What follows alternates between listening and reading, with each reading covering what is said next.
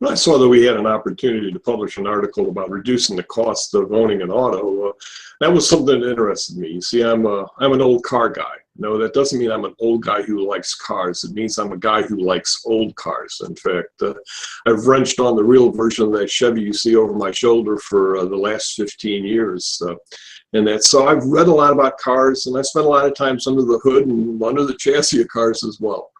A couple things that I think are very important that can help reduce your cost owning a car. The first is do proper maintenance. I know that the recommendations now are that you don't need to do an oil change except every 5,000 or even 7,000 miles. I still like to do mine after 3. You can go anywhere and have your oil changed for $30, a little less if you actually watch for sales and coupons.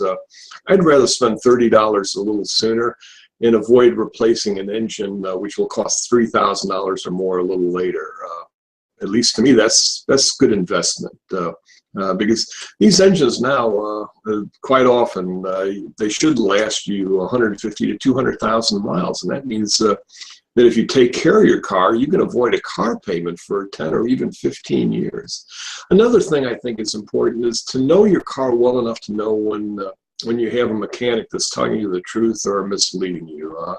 Unfortunately, there's a lot of bad mechanics out there that will be happy to sell you replacement parts that you really don't need.